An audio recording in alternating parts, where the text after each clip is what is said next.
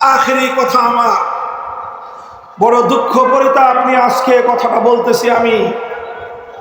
আমাদের উলামায়ে উম্মতকে, আমাদের হেফাজতে ইসলামকে, বাংলাদেশের ইসলামের যে মূল ধারা, এই মূল ধারাকে বিচলিত করার জন্য, বিভক্ত করার জন্য, ঘায়েল করার জন্য এই ফ্যাসিবাদী সরকার যেই ষড়যন্ত্রগুলো করেছে, প্রত্যেকটা ষড়যন্ত্রের স্বরূপ উন্মোচন করে বিচার করতে হবে।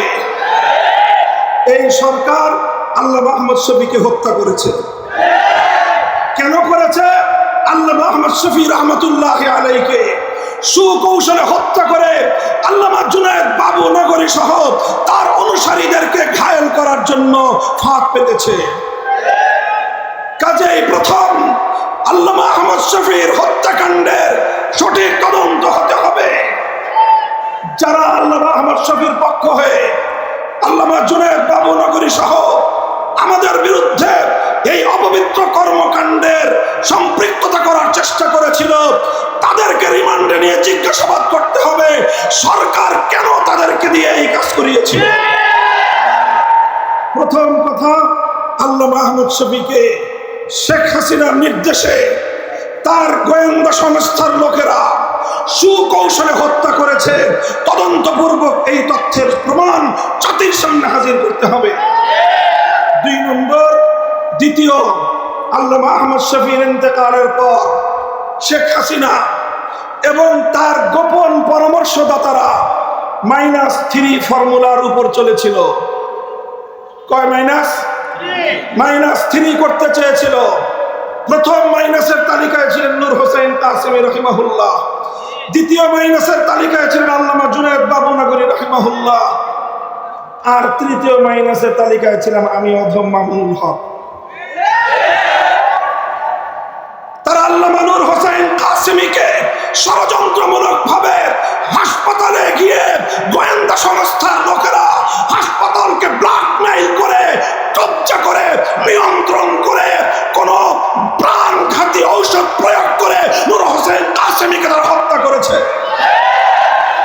সেই হত্যাকাণ্ডের সঠিক তদন্ত এবং বিচার করতে হবে। এরপরে তারা আল্লামা জুনায়েদ বাবু নগরীর বিরুদ্ধেও একই কৌশল গ্রহণ করেছে এবং আল্লামা জুনায়েদ বাবু নগরীকেও তারা হত্যা করেছে। এই 3 হত্যাকাণ্ডের যথাযথ তদন্ত এবং তার জন্য দায়ীদেরকে জাতির সামনে চিহ্নিত করে, মুখোশ উন্মোচন করে বিচার করতে হবে। আর এরপরে আমাকে একটা করুণা করেছে যে ওর বয়স কম, বেঁচে থাকুক কিছুদিন। আমাদের 3 মুরব্বীরে মারছে, আল্লাহ জানে ওদের মধ্যে কেউ হয়তো আমার প্রতি তার একটু দয়া হয়েছে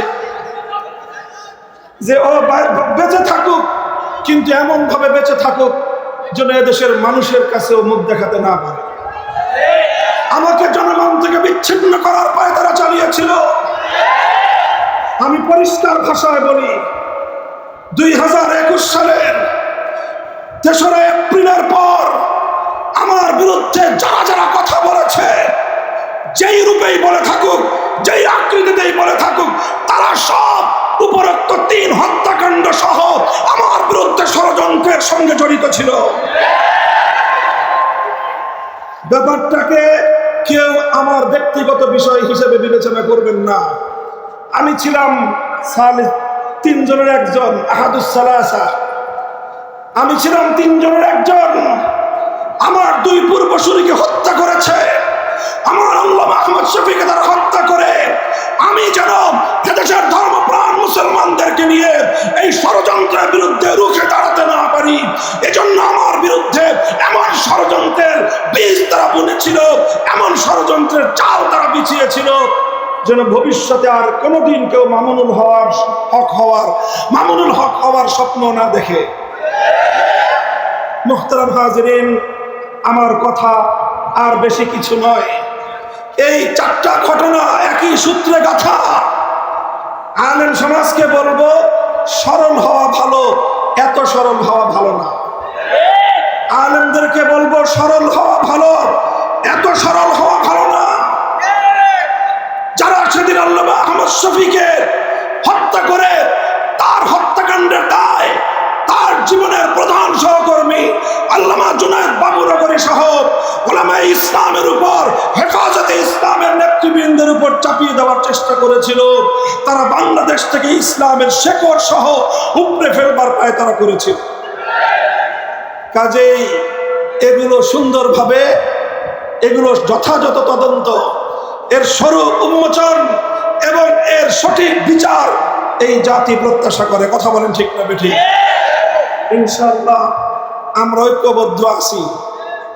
আমাদের সভাপতি সাহেব আমার জন্য মন্ত্রিত্বের কথা বলেছেন। মন্ত্রিত্ব সাময়িক বিষয়, মন্ত্রিত্ব সাময়িক বিষয়। আমাদের হাফিজ জি হুজুর মন্ত্রিত্ব করেন নাই, আমাদের শেখুল হাদিস আল্লামা আজিজুল হক মন্ত্রিত্ব করেন নাই, আমাদের মুফতি আমিনী রহমতুল্লাহ আলাইহি মন্ত্রিত্ব করেন নাই, স্যার সৈয়দ ফজলুল করিম পীর সাহেব চরমনাই রাহিমাহুল্লাহ মন্ত্রিত্ব করেন নাই, আল্লামা আহমদ শফি মন্ত্রিত্ব করেন নাই, আল্লামা জুনায়েদ বাবুনগরী মন্ত্রিত্ব করেন নাই। আমাদেরও প্রয়োজন না পড়লে মন্ত্রিত্ব করার খাহেশ নাই। তবে একটা খাহেশ আছে, একটা চিন্তা আছে। বাংলাদেশে বোনাস হায়াতটা আমি পাইছি, আমার বেঁচে থাকাটা এখন বোনাস। যদিও বয়স আমার খুব বেশি না, 51 বছর মাত্র শেষ করেছে, সেই হিসাবে আমার বয়স স্বাভাবিক হায়াত অনুযায়ী বোনাস বলার কথা না। যেই ষড়যন্ত্রের জাল ভেদ করে আল্লাহ পাক আমাকে আমাদের পূর্ববর্তী আকাবের সালাসার পরে আল্লাহ আমাকে হায়াতে রেখেছেন, এটা আল্লাহ পাকের বিশেষ কুদরত। আমাকে চেষ্টা করেছিল তারা জনবিচ্ছিন্ন করার, আল্লাহ পাক রব্বুল আলামিন মানুষের অন্তরের মধ্যে আমার প্রতি মহব্বত এবং ভালোবাসা বৃদ্ধি করে দিয়েছেন। এটা আমার কোনো কারামত নয়, এটা আল্লামা আহমদ শফির কারামত, এটা আল্লামা জুনায়েদ বাবুনগরীর কারামত, এটা আল্লামা নূর হোসেন কাসিমের কারামত। তাদের এই হত্যাকাণ্ডের কথাটুকু জাতির সামনে তুলে ধরার জন্যই হয়তো আল্লাহ আমাকে বাঁচিয়ে রেখেছেন।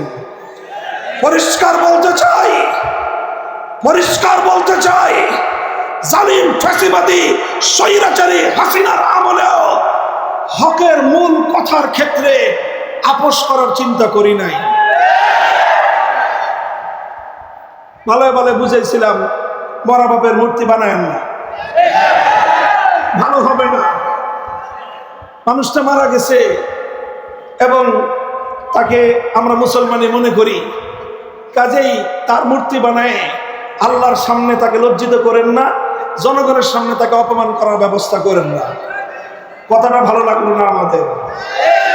আমার বিরুদ্ধে তিনি ক্ষিপ্ত হলেন, জাতীয় সংসদে তিনি আমার বিরুদ্ধে কথা বললেন, তার গোটা রাষ্ট্রযন্ত্রকে আমার বিরুদ্ধে লেলিয়ে দিলেন। ডিজিএফআই, এনএসআই সহ প্রত্যেকটা গোয়েন্দা সংস্থা যাদের কাজ ছিল রাষ্ট্রের নিরাপত্তা নিশ্চিত করা, সব কাজ বাদ দিয়ে তারা আমাদের আলেম সমাজকে জাতির সামনে হেয় প্রতিপন্ন করার জন্য তারা মাঠে নেমে নামলো। খালি কাদেরকে বরখাস্ত করতেছেন দেখতেছি আমরা। আমাদের ওই নাটকের সময় কারা কারা ছিল অনেকের চেহারা আমার মনে আছে। কারা কারা আদালতে আমাকে উঠানোর সময় আমার আইনজীবীকে পর্যন্ত হুমকি দিয়ে আদালতের কাঠগড়ে আসতে দেন নাই, চেহারাগুলো আমার মনে আছে। আদালতে থাকবে বিচারক আর আইনজীবীরা, আমাকে আদালতে উঠানোর সময় সশস্ত্র বাহিনীর সদস্য সেখানে উপস্থিত কেন ছিল? প্রশ্নটা আজকে করলাম না, প্রয়োজন হলে ভবিষ্যতে করব। মনে রাখবেন, মনে রাখবেন, আলেম সমাজকে জাতির কাছ থেকে বিচ্ছিন্ন আপনারা করতে পারবেন না। কারণ উলামায়ে কেরাম আল্লাহর জন্য কাজ করেন, আল্লাহর দ্বীনের জন্য কাজ করেন, হকের ঝান্ডা সমুন্নত করার জন্য কাজ করেন।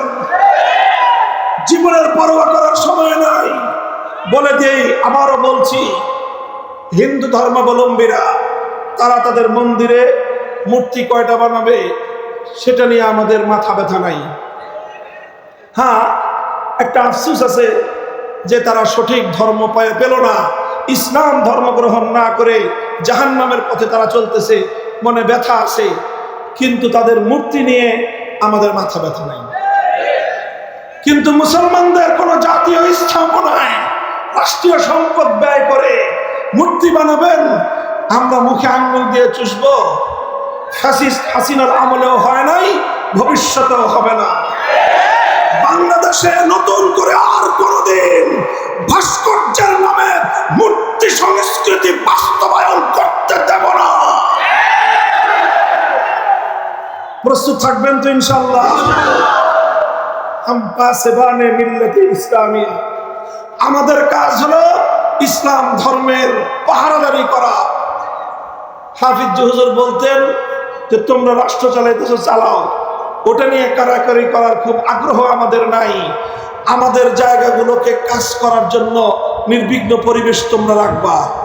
আমাদের কোনো কাজের ব্যাপারে নাক গলাতে আশপাশে নাক আমরা কেটে ফেলবো। আমার আগামী প্রজন্মের কোন সন্তানকে নাস্তিক্যবাদে দীক্ষিত করবার কোনো পায়তারা বরদাস্ত আমরা করব না। এই বিষয়গুলোকে বাদ দিতে হবে।